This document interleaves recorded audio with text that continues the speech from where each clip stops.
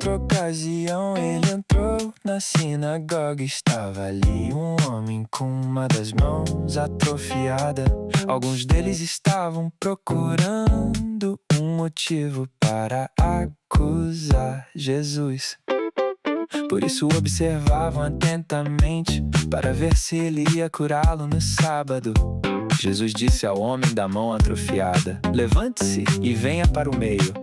Depois Jesus lhes perguntou: o que é permitido fazer no sábado? O bem ou o mal? Salvar a vida ou matar? Mas eles permaneceram em silêncio.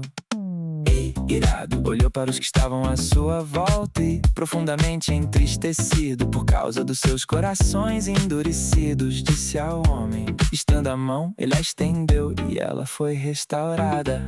Então os fariseus saíram e começaram a conspirar com os herodianos contra Jesus, sobre como poderiam matá-lo. Jesus retirou-se com os seus discípulos para o mar, e uma grande multidão vinda da Galiléia o seguia. Quando ouviram a respeito de tudo que ele estava fazendo, muitas pessoas procedentes da Judéia, de Jerusalém, da Idumeia e das regiões do outro lado do Jordão e dos arredores de Tiro e de Sidom foram atrás dele.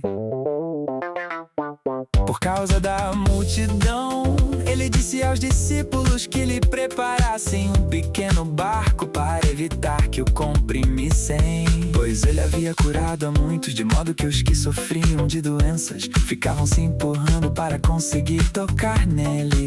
Sempre que os espíritos imundos o viam, prostravam-se diante dele e gritavam: tu és o Filho de Deus. Mas ele lhes dava ordens severas para que não dissessem quem ele era. Jesus subiu ao monte e chamou a si aqueles que ele quis, os quais vieram para junto dele. Escolheu 12, designando-os como apóstolos, para que estivessem com ele, os enviasse a pregar e tivessem autoridade para expulsar demônios. Estes são os 12 que ele escolheu: Simão, a quem deu o nome de Pedro; Tiago, filho de Zebedeu; e João, seu irmão, aos quais deu o nome de Boanerges, que significa filhos do trovão; Filipe, Bartolomeu, Mateus, Tomé, Tiago, filho de Alfeu, Tadeu, Simão, o Zelote e Judas Iscariotes, que o traiu. Então Jesus entrou numa casa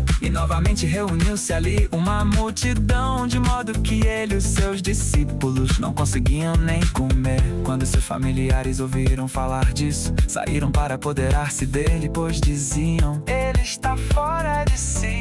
E os mestres da lei que haviam descido de Jerusalém diziam: ele está com Beelzebu, pelo príncipe dos demônios é que ele expulsa demônios. Então Jesus os chamou e lhes falou por parábolas: como pode Satanás expulsar Satanás?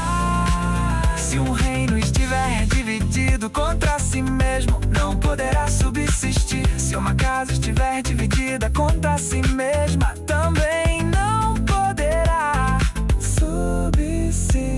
E se Satanás se opuser a si mesmo e estiver dividido, não poderá subsistir. Chegou o seu fim.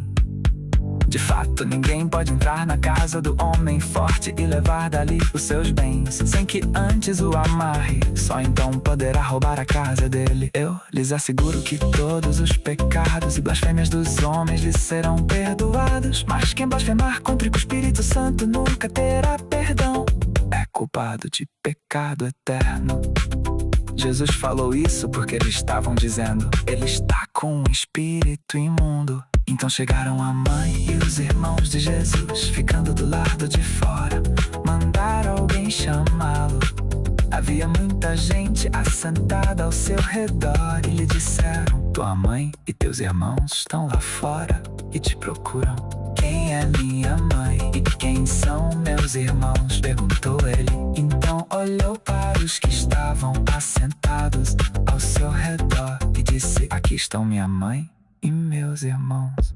Quem faz a vontade de Deus, este é meu irmão, minha mãe e minha mãe.